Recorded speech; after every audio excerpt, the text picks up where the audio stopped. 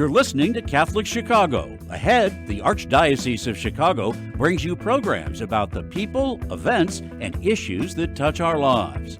Welcome to Catholic Chicago.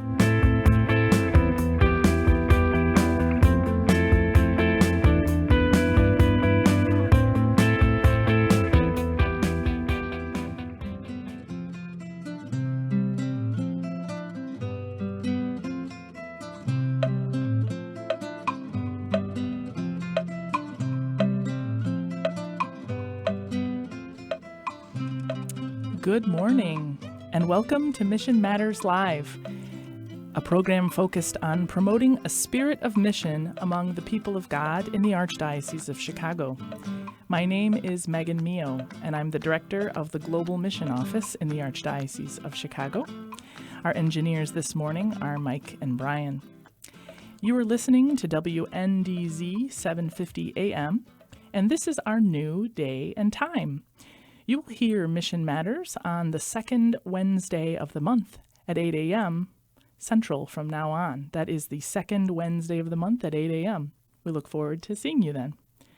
This month I have with me 3 young missionary women who are originally from the Archdiocese of Chicago, but they have lived and ministered in various countries around the world. They were blessed to have had this experience through Consolacio, which is a Brooklyn-based nonprofit organization rooted in the Catholic faith. And this is the mission of Consolatio.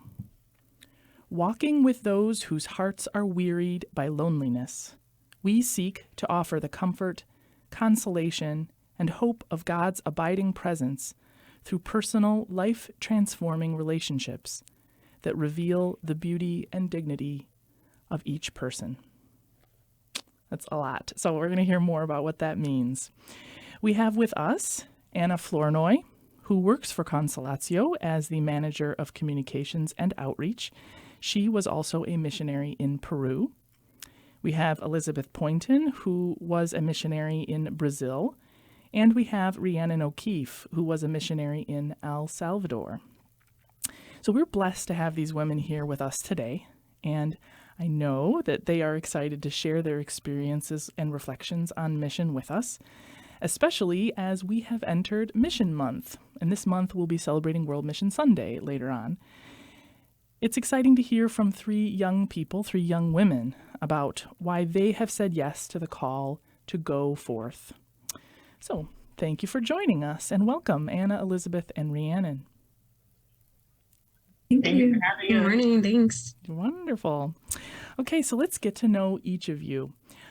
So if you wouldn't mind, tell us a little bit about yourself, a little bit about your background, and maybe a little bit about where you went for mission and what you're doing today. So Anna, please tell us about yourself.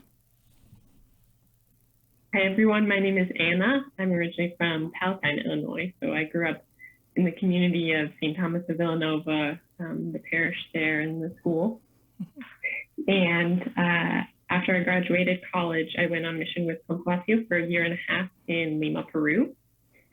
And now, after coming back from mission in several years, I'm married and I have a 1-year-old daughter, Magdalena. So I spend most of my time with her, being with her, and then also helping Consolacio with communications and outreach.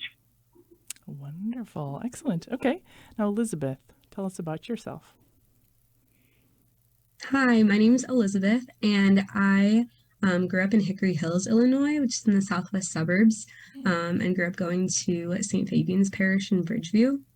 And I went on mission at the end of 2019 to Simoes Filho, Brazil, which is close to Salvador in the northeastern region.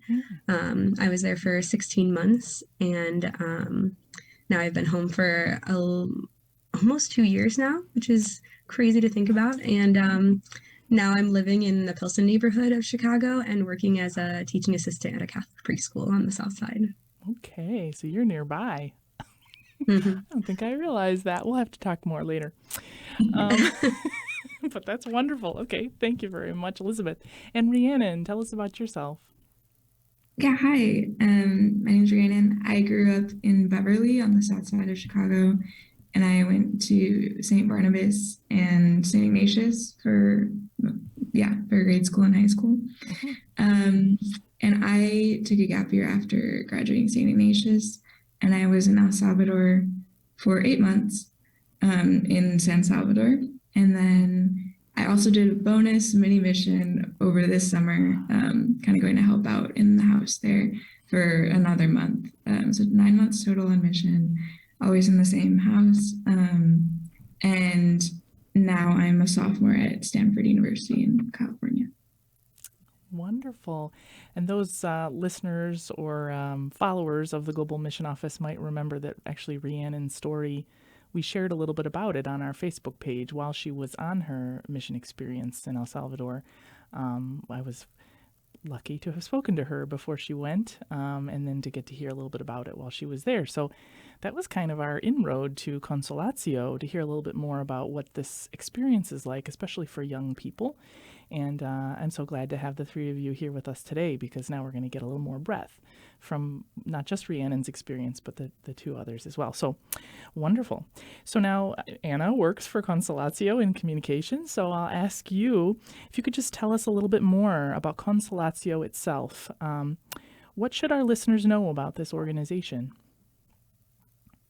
Yes, so as you mentioned, Consolacio is a nonprofit organization based in the Catholic faith. So we're based out of Brooklyn. So we're a nonprofit organization that offers young adults the opportunity to spend 1 to 2 years abroad as missionaries, living a ministry of presence in places of great suffering. So yes, so that's kind of in a nutshell what the experience is. So our young missionaries, they live in houses in more impoverished neighborhoods in large cities. So in Lima, Peru, it's 10 million people, and we were in a little neighborhood that's more impoverished in a home. So our communities are not homeless shelters or not soup kitchens. They're houses in neighborhoods. So we really seek to be neighbors with the people that we live with, to become their friends, to enter into their lives, enter into their culture. So we really seek to live as our neighbors do. You know, we do our shopping at the neighborhood market. We take the buses and we walk to visit our friends. So we really enter into the culture and lives of those we're living with, and become their neighbors and their friends. And so in this home, we live in a community of 4 to 7 other young adults from other countries around the world. So I was living with people from Argentina, Ukraine, El Salvador, Germany, Poland, France. So from all around the world, we come together and we live this intentional community life with other young adults. And that's really the family that gives us this framework to live this mission. And in our home, as a community, we live an intense prayer life together. So we'll go to daily mass at the local parish. We pray morning, evening, and night prayer as the Liturgy of the Hours. We're blessed to have a chapel in our house with the Blessed Sacrament. So we each spend an hour of adoration with the Blessed Sacrament every day. And then we also pray the Rosary with the neighborhood kids and people from the neighborhood. So really our life is rooted in this intense prayer, and that's what gives us, that's what guides our mission and gives us the strength and life to live what we do. So what is it that we do? We talk about our mission as a ministry of presence. So it's very, very simple. We live friendships with people. We're present to them. We are accompanying them. We're being with them in their joys and in their sufferings. So it looks like very everyday things. Our house is a place where people can come to whenever they want, just knock on the door, come in, talk to someone, have a glass of water, join us in prayer, help us cook in the kitchen, draw a picture. It's just a space where people know they can come and be received, and be looked at with love and a gaze of attention that perhaps other people never give to them. So a lot of people who are kind of marginalized or excluded from society for various reasons will come to our place. They know it's a place of love and a haven of peace.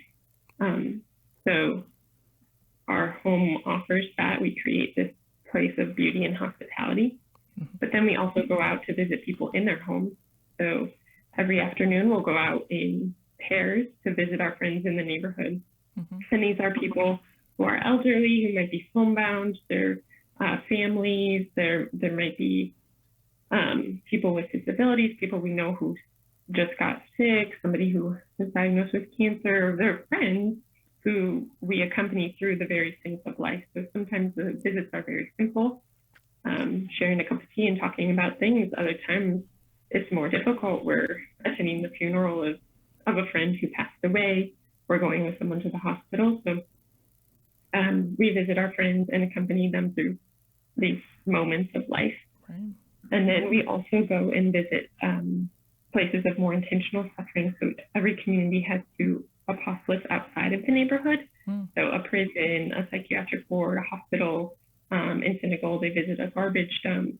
We would visit a rehabilitation center for young men and a home for children. So we have these places that we also go on a weekly basis to accompany people there. So that's kind of, in a nutshell, what we live as a part of this mission experience. Yeah, I mean, I gotta say, one of the first things when I heard about Consolacio was thinking, well, this is not your typical mission trip, right? Or even a mission immersion in many ways, because it seems like it's so simple in terms of just living with people and building relationships.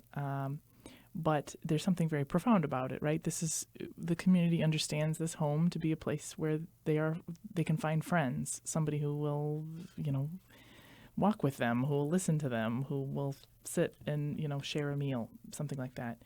It can be very, I'm sure, very powerful kind of force for peace and for good and for human dignity, just as the mission statement says. So now I'd just like to ask Elizabeth and Rhiannon, how did you decide to get involved with Consolacio? How did you hear about it, and what made you decide to have this experience? Elizabeth. So I heard about Consolacio through a postgraduate service fair when I was in my junior year in undergrad studying theology. And at that point, a year of service or mission wasn't necessarily on the horizon for me. I was actually at this fair to recruit for another program I was helping to lead. But little by little, and growing with friendship and relationship with the community through emails and just participating in like our discernment process to learn more about Consolacio, I really fell in love with the charisms that Anna was describing of community life and prayer life. And service had always been really important to me. But I think what attracted me specifically to Consolacio and what I received from God as an invitation to serve him in this way was just how centered on prayer our life in Consolacio is, and how Jesus in the Eucharist is, like in our faith, the source and summit of our life, and to live that in a very, very concrete and very radical way on mission was really, really attractive to me. I was going to say intentional too. I mean, this is something that's somebody, has put together these communities and all these different places, and that there's a little bit of a structure there. It sounded like from what Anna was saying too, and I think that's, all the pieces are there for then people to kind of make those connections. Well, this is what my faith really teaches me. So right before the break, we'll just take a minute here. I'd like to hear from Rhiannon. What made you decide to join Consolacio? Yeah, I decided on taking the gap year because it was 2020 and COVID, and I didn't want to do online college. And I was looking at jobs, I was looking at internships, all of this stuff, and my dad recommended that I look into missions too, and I was like, okay, sure. And it was, I don't know, it just came up on a page from the Archdiocese of Denver. It was just a list of missions, and I clicked on every single one. And Consolacio was really the only one that really spoke to me. I think also the structured prayer life was really important to me, because I knew that was how I would actually get myself to to pray and do things. I was also really attracted by the international mission because I kind of had this spirit, like I wanted to get out, I wanted to see the world. And that was something that became much more profound later. Like I fell in love with culture and language and all that, but that was kind of the initial attraction. And then I think the ministry itself was something that I had thought about. I think it was something I had in my heart already, like this charism of presence, but I had never really put it into words. And so when I finally saw it and I lived it at formation, it like really spoke to me, and so it was really beautiful. Mm-hmm. Yeah, there's always something. There's something that's kind of drawing you in, and then, but there's nothing like experiencing it firsthand too. So I'm sure that continues to transform you. Well, it's time for our first break, but we'll be right back to continue our discussion on Con-solatio, a ministry of presence. Stay tuned. We'll hear more soon.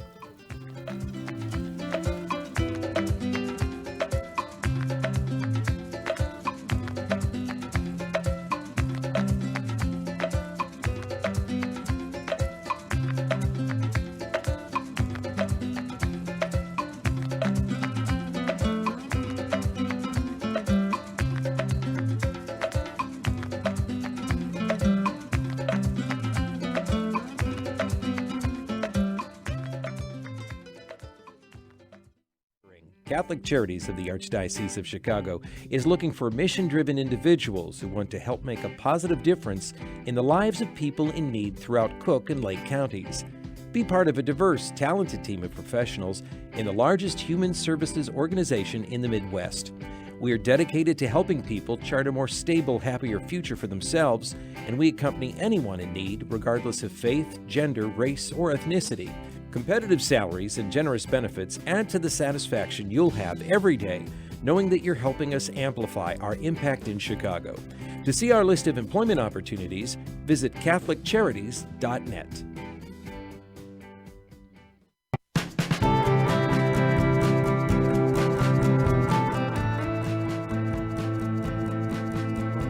This is year 44 for me teaching. When I started here, there were teachers here that had taught me when I was a student. Now I'm the old person.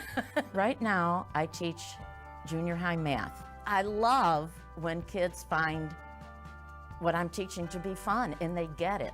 I see that light bulb go off and it's a thrill. People are always amazed. What? You're here for 44 years? It's hard for me to believe, frankly. I love what I do. Every summer I think, oh, I miss the classroom. Even on the weekends, I think I can't wait to get back on Monday and teach those quadratic equations. Shape the next generation of leaders. Teach. Apply today at archchicago.org/schooljobs.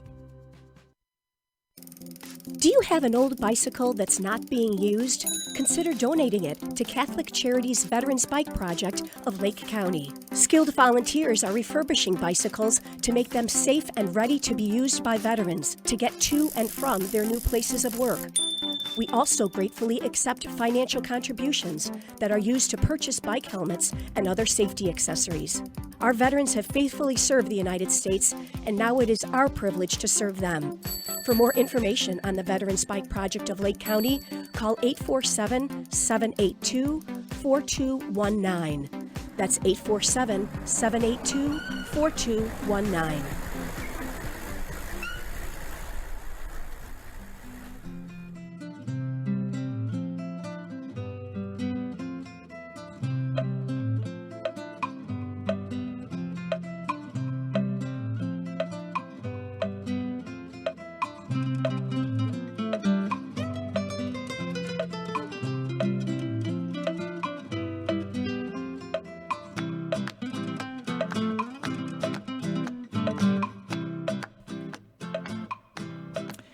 Welcome back to Mission Matters Live.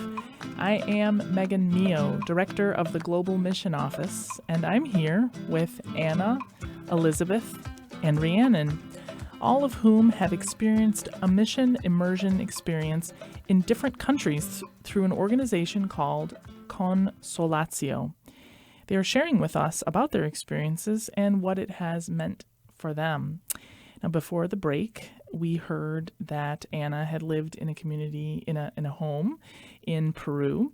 Elizabeth had lived in Brazil, and Rhiannon in El Salvador. So we got just a little bit of a glimpse of what day-to-day life might have been like from what Anna had to say about just what Consolacio does. It's an international community of young people who are living in a home in just day-to-day life in a particular community that may be suffering in some way. But I'd like to hear about, your particular experiences. So just ask, what has stayed with you from this experience? Or what are some of those key memories from your time living in mission? I'll ask Elizabeth to get us started. Elizabeth, you're muted, so we can't hear you. It happens. Happens to the best of us. Yeah. I think there's so many key memories that remain with me and that I carry in my heart from my time in Brazil. And all of these memories are real concrete people that I have friendships with, that I grew to love and who grew to love me. And one of those people that I think about a lot is a man that I met named Senor Ernesto, Mr. Ernesto, who is a longtime friend of my community in Brazil. And our home there has been in the community for over 27 years at this point. So a really long-standing fixture in the community, which is really exciting. And Senor Ernesto was a friend who knew the community from the very beginning, from the first missionaries who lived in our neighborhood. And generations of missionaries were able to accompany this man who had a severe accident as a truck driver, so was bedridden for decades. And by the time I came into the community in 2019, he had known the community for over 20 years. At this point, he used to live in our neighborhood, but when I came, he had lived in a neighborhood farther away, so we couldn't visit him as frequently. But I was also in Brazil during the pandemic. So during the pandemic, that changed a lot of the dynamics of our relationships. But at some point during more of our homebound time, Senor Ernesto moved back to our neighborhood. And little by little, we were able to start visiting him more frequently, which wasn't something we were able to do for several years before that. And it was actually a beautiful gift of providence that he moved back at the time he did. And we were able to visit him in his home where he lived with his sister who cared for him for a couple months, because he ended up passing away just a few months after he moved back to the neighborhood. And so our community, who accompanied him so much through all of his life, really was able to be with him in those final couple of weeks back in our neighborhood also, and during the context of the pandemic, which was so isolating for so many people. And so just Senor Ernesto's life and story with our community, and also just his beautiful way of receiving us in who he is. With all of his limitations, he received us with our limitations and humanness as well. And so, yeah, he's just a really special friend that I carry with me today. That's amazing. Thank you. Thank you for sharing something so meaningful for you. Now I'd like to ask Rhiannon, would you tell us a little something, and don't forget to unmute yourself.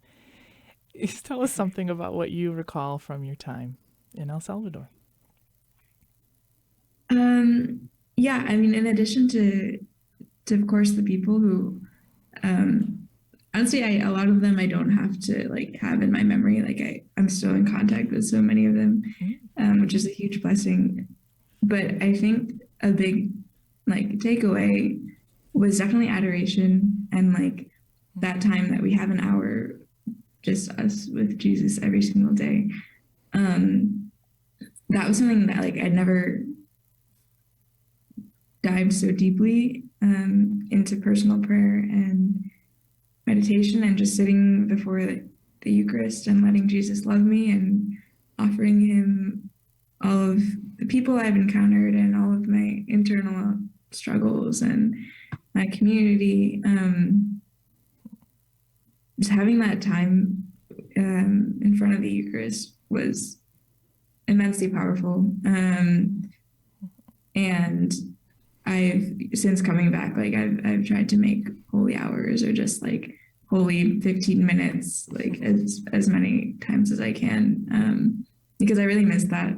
And it really, really makes a difference in your heart, and in your relationship with God. So I think, yeah, those hours of adoration were hugely important for me. Yeah, I think there's something about how busy we get in our day-to-day lives that we don't, I mean, this is just a half thought here, but it's like we don't have a chance to just focus on the most important things. The people in our lives, of course, the presence of God in our day-to-day lives. So when you're on this mission experience, you have a chance to just shut out all that other stuff and focus. That is such a gift. And I certainly, in adoration with the Eucharist, reminding us that we are all the body of Christ, too, and that which, of course, sends us forth.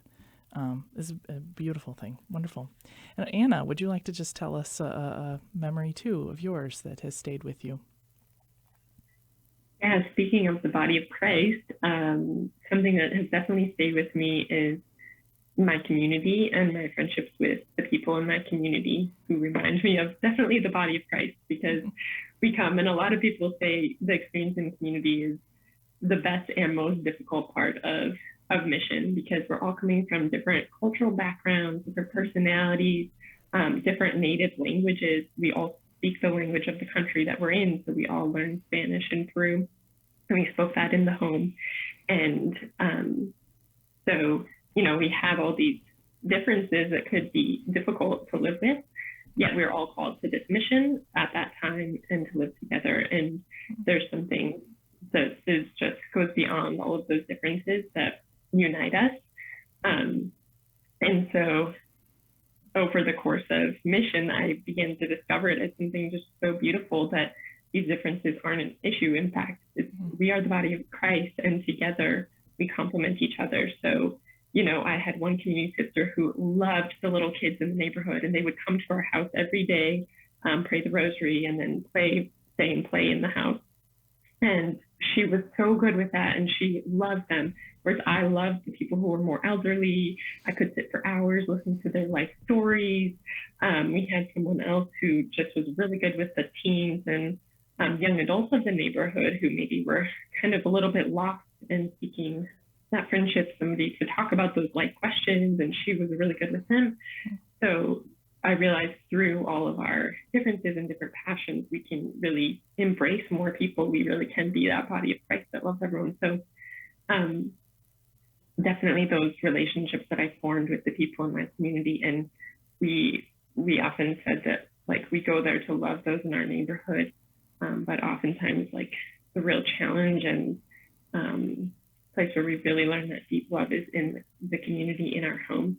And those people are definitely people who I'm still in touch with, and I'm talking with still, and have those friendships, and continue to support me in my life now and my questions now. And so that's really a huge gift, despite being in different parts of the world and doing different things, coming from different places. We're all united by God, really, by his call. So that was a huge gift. You have a common faith. And I think, too, you have a common call to mission. I was just going to say that really makes me think about the concept of mutuality in mission, too, which is that mission isn't just something that we, do for others, give to others, that they also give it to us and we receive. And so this is something where all of those of you who are living in that house, and then certainly the members of the community, too, you're giving and receiving to one another. It's a really beautiful example, model for mission that I'm so happy we can share with our listeners. Well, it's time for our next break, but we'll be back to continue our discussion with Anna, Elizabeth, and Rhiannon about Consolatio. Don't go away. We'll be right back.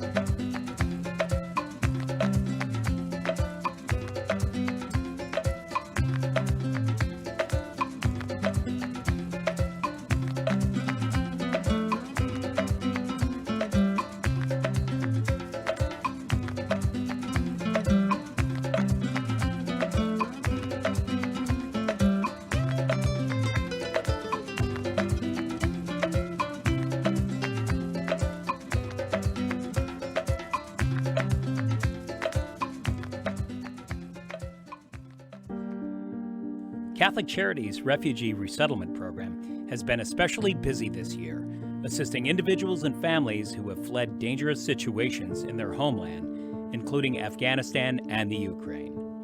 The Refugee Resettlement Team helps with everything they need to start to rebuild their lives in a new country, including housing, employment, clothing, food, English classes, and referrals for legal and immigration services. The refugees are tremendously grateful for the compassion and practical help they're receiving, and they're giving back and helping each other plan for a brighter, safer future. Volunteer opportunities are currently available for those who would like to be family mentors and tutors so children and adults can practice English. To learn more about these rewarding opportunities, call 312-655-7096. That's 312-655-7096. I am a seminarian. The Church needs compassionate and well-trained priests to help guide each of us through life. What inspires me, what draws me always to the priesthood is continue to see priests be a beacon of hope for other people. You can play a part in the education of these young men as they prepare for a life of service to others. I want to be that beacon of hope too, and it sets my heart on fire. To support our seminarians, make your gift at archchicago.org/seminarian fund or call 312-534-7959. The cemetery ministry is a core ministry of our Catholic faith tied to the corporal works of mercy. It's comforting to know that our Catholic cemeteries are caring for the remains of our loved ones awaiting the resurrection. There are 44 Archdiocese of Chicago Catholic cemeteries willing to help you in your time of loss. Call 708-449-6100 or visit CatholicCemeteryChicago.org. Catholic Cemeteries, serving the Catholic community since 1837. You're listening to Catholic Chicago. Ahead, the Archdiocese of Chicago brings you programs about the people, events, and issues that touch our lives. Thanks for letting us be part of your morning. Now again, Catholic Chicago.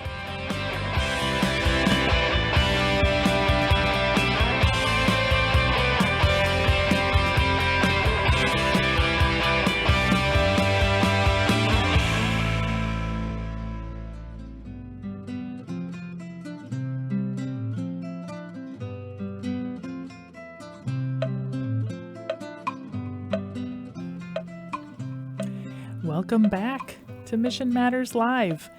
I am Megan Mio, Director of the Global Mission Office in the Archdiocese of Chicago. You're listening to WNDZ 750 AM. Today I have with me 3 missionaries who lived in various countries as volunteers with the organization called Con-solatio, which focuses on walking with people who are suffering in the world and offering comfort, consolation, and hope through the ministry of presence. We have with us Anna Flournoy, Elizabeth Poynton, and Rihanna O'Keefe. And all 3 women are originally from the Archdiocese of Chicago parishes. So we're very happy to have them here with us today. And before our most recent break, we were hearing a little bit about that experience that each of the 3 of them have had living in 3 different places, 3 different areas of the world. Over the last couple of years. Each of you at different times were on these mission experiences. Now, and you've all been returned for some time, whether a year or more. And I thought, even just having you here on the show today, you're kind of processing and explaining and expressing what the experience was like. But I always find it interesting to talk to folks about how do you talk to people about your mission experience? Because sometimes it can be very difficult to express to those who just can't imagine what that life experience was like. So I wondered if you could just tell us a little bit about, how did you share your story with others in any big or small ways? So I wonder if maybe Rhiannon could get us started this time. How did you share your mission story with others? Yeah. Well, I'll say, first of all, when we were on mission, we write letters to our financial and spiritual sponsors. So that was kind of the first level, where those people who we had presented the mission before we even left and asked for their support. We keep track of their emails, and then every 2 months, we write a letter kind of recapping what's been going on and how we're feeling, and, you know, whatever you want to write in a letter. And so that was kind of the principal way in which I shared what was going on with that circle of people. But then upon coming back, I've kind of just, I let it come up in conversations all the time because I loved the mission and it was such a formative part of my life. And so, I mean, I guess I always start with the charism and try to explain that, like, it is a very different type of mission, as you were saying, Megan. And that does make it kind of hard to express sometimes, because if I say I was a missionary, people will be like, oh, well, what did you do? And it's not so much about doing as being. And so I always try to start at that level, and then kind of explain like our day-to-day lives and our prayer in the community. But there are so many aspects that it's difficult. It's difficult. But I think the point that gets across is just like my joy when I talk about it. And I think people can see that really clearly, that I love El Salvador. I love the people that I met. I love the community and having structured prayer. And I think they can kind of tell, hopefully, how I've grown from that experience. And then I just kind of leave it open to questions, because people always have a lot of questions about, you know, what was the lifestyle like there, and like who were the friends that you had, and like, did you know Spanish going in, like all these things. And so I kind of let people ask about the things that interest them, and hopefully the mission will speak to them in whatever way appeals to them most. Yeah, I would say actually doing these interviews through our radio program, I think that the passion of those who've been on mission or who are continuing on in mission, that's what speaks, I think, the loudest is the joy and the love that comes through in your very presence. Back to the ministry of presence.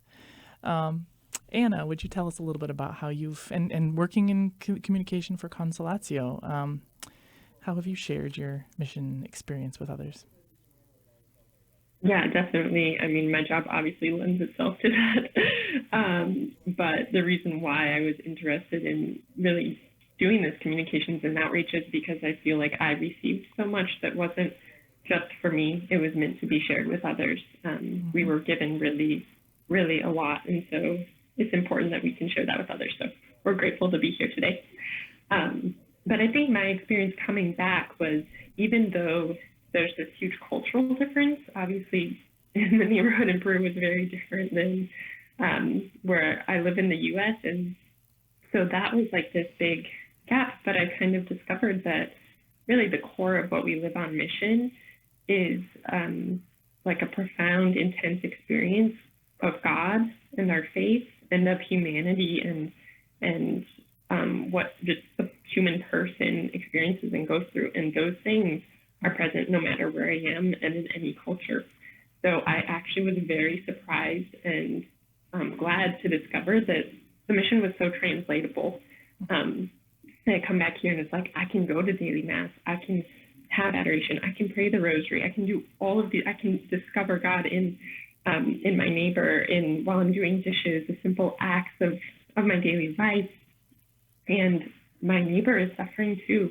People in different ways have different sufferings, but everybody does have their own crosses. And so, you know, how can I be attentive to the person at my parish who seems to not have any family, or a friend that I know who's struggling with mental illness? All of those things are so present where I am today. So I think I discovered that it's so translatable, and I can live what I was living in Peru here as well. So I think that was kind of helped me transition that mission, like discover that the mission I was living in Peru continues here. And so that's how I've been sharing it with others too, is in a way by living it. And ways like I can invite a friend over to cook a Peruvian meal together, and then I'm sharing what I learned from the Peruvian woman.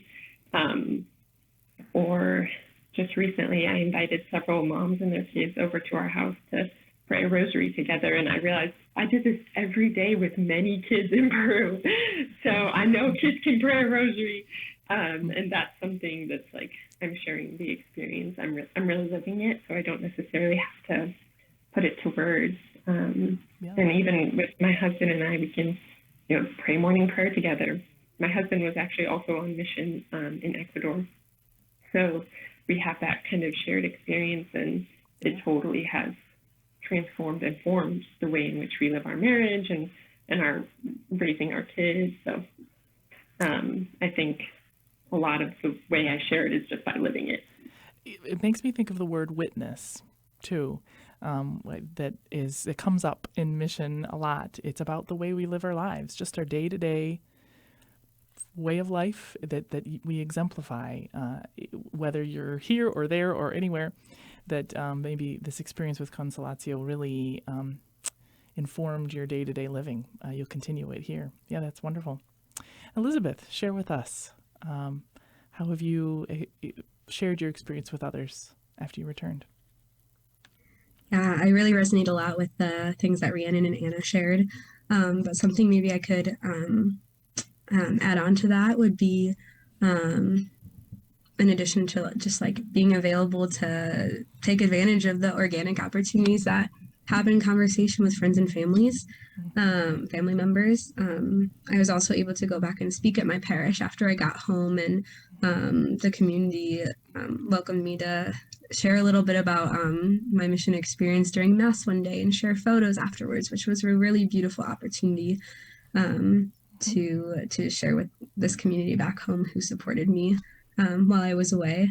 And then another piece was just continuing in relationship with the members of Consolacio who are still in the United States when I got back, both with returned missionaries and the community in Brooklyn where we're based here. Because when we come home, it doesn't have to be like an end of the relationship. In fact, we kind of talk about our time in mission as like an orientation to your orientation in life, which is like kind of weird, heady language. But basically, when we come back, like Anna says, we continue to live this mission, and we continue to be accompanied by this community, if we so choose, by continuing in relationship with the people back here in the United States as well. And that's been really important for me since I've been back too. Yeah, I mean, this is the kind of thing, this is my take. I don't know, I may be right or wrong, but is that I think it is really important and profound for young people to have this kind of an experience of mission, because it's going to continue to impact your faith life, your day-to-day life, your future, wherever it is that you'll be going with your life, and you'll be going many places. It's wonderful that anybody has any mission experience, but I think for young people in particular, because you still are trying to figure out who you are, and I think that this can help form you. This can really be something that you're going to continue to unpack and understand more deeply and more deeply and more deeply over many, many years. So I encourage you, all three of you, in your ongoing relationships. These are going to be helpful, I'm sure. All right, well, it's time for our last break. If you can believe it, the time is flying by. But we're going to be back in just a moment to conclude our discussion on Consolatio, a ministry of presence. Please stay tuned.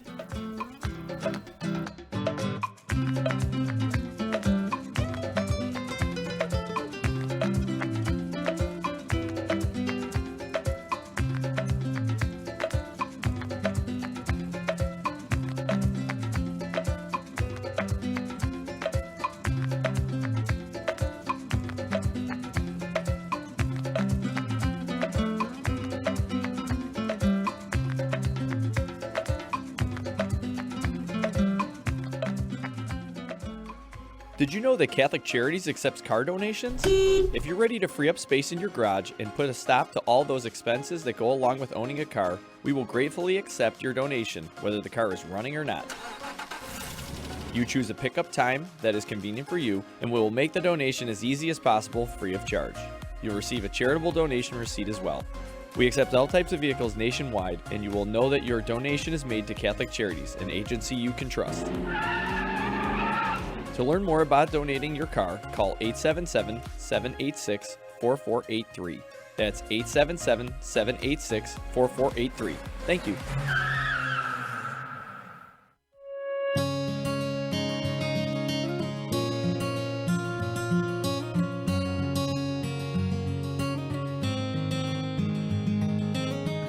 Welcome back. Es fabuloso verlos. Dobrze jest znowu być razem. It's good to be together again. After so many months apart, pandemic capacity limits have been lifted, and we want to welcome everyone back to church. We can all pray together again. And listen as our choirs lift their voices in song. We've been together in spirit. And now, when you are ready, our doors are open wide.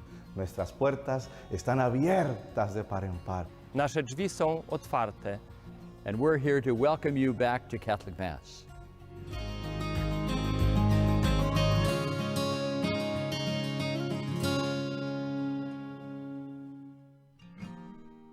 At Catholic Charities, we want to remind you that we are here for anyone who is a victim of domestic violence or anyone who has a concern about someone they think may be a victim. Domestic violence affects millions of people each year, both women and men, of every race, religion, culture, and economic status. It includes physical, psychological, and emotional abuse, inflicted in both subtle and overt ways. The impact on children can be devastating. If you or someone you know are victims of domestic violence and you are looking for a place for healing and recovery, call us at 773-935-3434 in Cook County and 224-430-4977 in Lake County. A safer, happier tomorrow can begin today.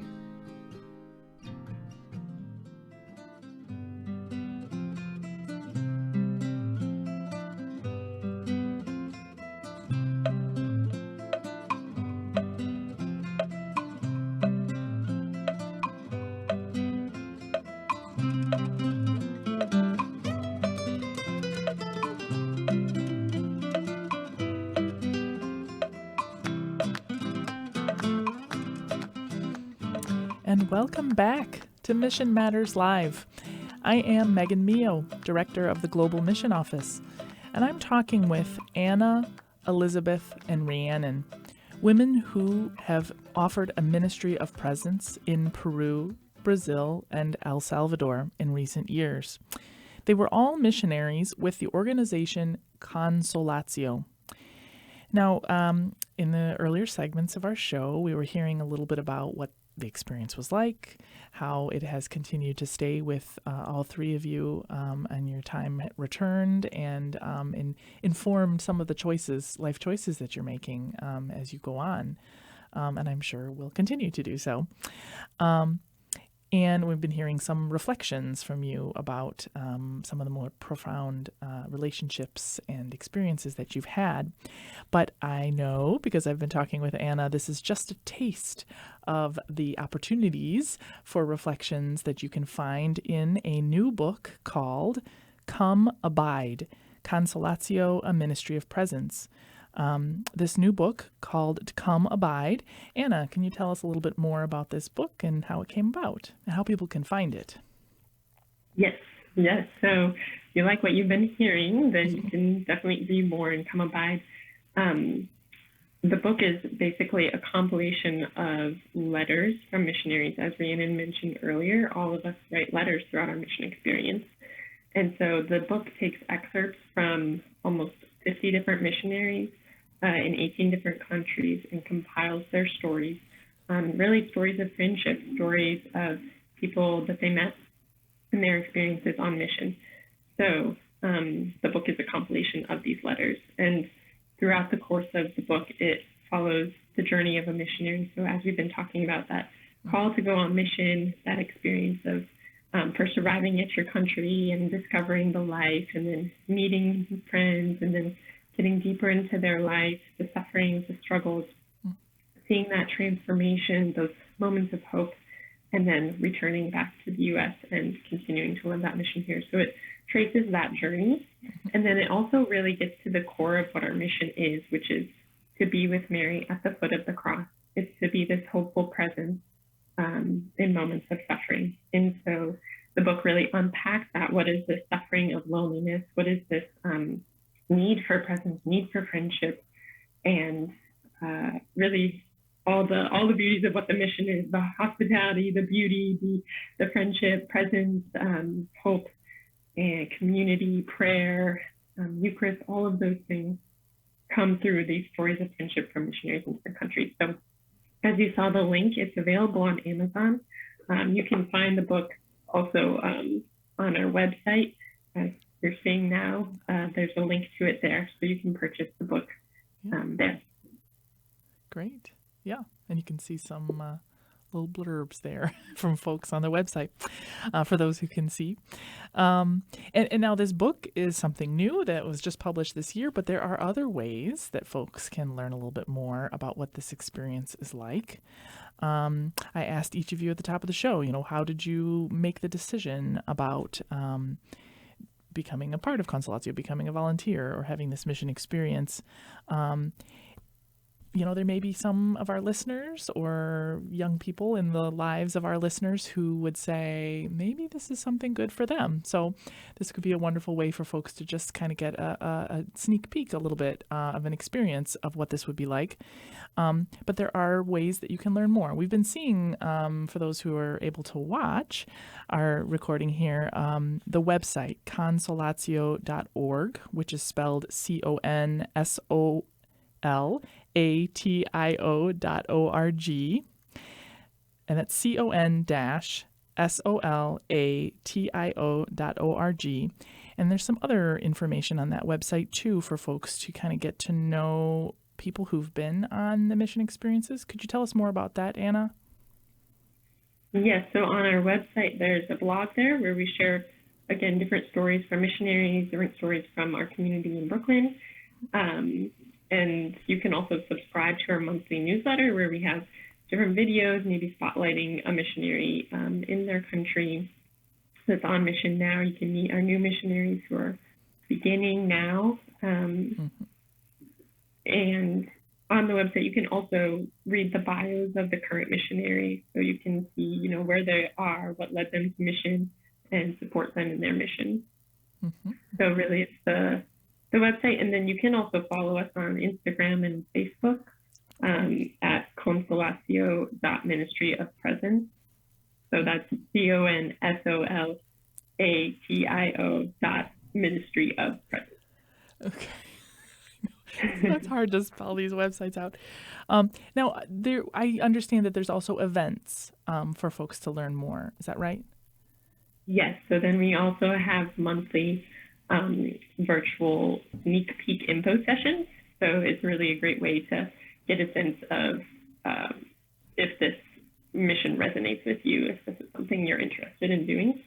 So you can attend one of those virtual info sessions, and then part of the discernment process, you would actually come to the Brooklyn community and do a come and see weekend, which really helps you just meet the people there, live the life for a weekend, and experience it in the flesh to help with the discernment process. Yeah. So if you're interested in that, you can contact Natalia Fasano, who's the director of the missionary program, and the email would be info@consolacio.org. And what is the age range for somebody who'd be interested in having this experience? Do you know? People who are ages 18 to 30. 18 to 30. Yeah, those are young people. Wonderful. Well, the other thing is, I'd be happy if any of our listeners contact me to put them in contact with you. So folks can just talk individually with somebody who's been on a mission experience too, especially for those, noting that the three of you were from the Archdiocese of Chicago originally in our parishes. So nice to speak to somebody who's also from the same area. So now as we're reaching the end of our show today, I'm glad we were able to share some more of this kind of contact information for Consolatio, because I think people have had, I think learned a lot today on our show, and I think there's a lot more yet. So important for folks to look that up. But I would like to ask, kind of as we conclude, have you, it sounds like you're all very glad that you had this experience, that it has continued to be a gift in your life. So I don't even bother to ask if that's true, because I know it is. So I would just say, kind of final thoughts with just a few minutes to go, about 3 minutes more. What impact has this experience had on you? What example, I'm sure there's many, but one example of how this experience has had an impact on you and your life, and is propelling you forward in some different way than maybe beforehand. So I'll ask Elizabeth that question. Sure. I think something that continues to propel me in my life now is, in little ways, the ways I can, trying to imitate some of our rhythms of life. And for example, right now I live as a young single person with a roommate, and every morning we try to pray morning prayer together, and it doesn't always work out because we're both working people now, but just this focus of intentionality and community still is a driving force for the things I seek in life as I'm trying to figure out where my next steps are and where God's leading me. Wonderful. Excellent. Thank you. And Rhiannon, your thoughts?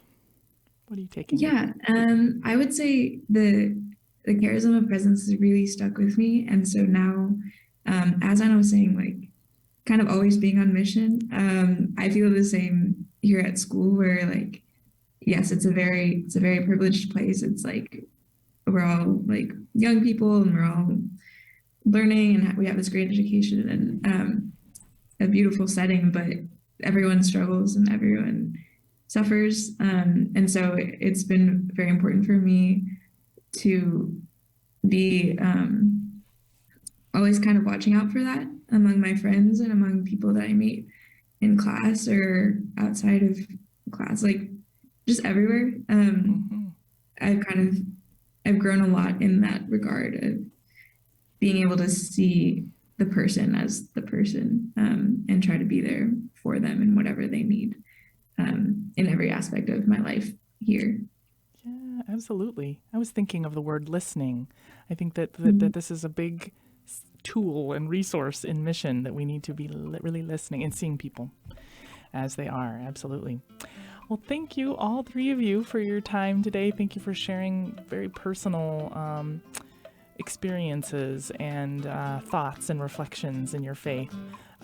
And thank you for sharing about Con-solatio, and hopefully our listeners will learn a little bit more. So thanks for joining us and sharing your beautiful experiences of God's people, Anna, Elizabeth, and Rhiannon. You're wonderful examples of this missionary spirit. May you continue to find new ways to offer this ministry of presence in your lives. And thank you for listening, and remember, always be on mission. Bye-bye.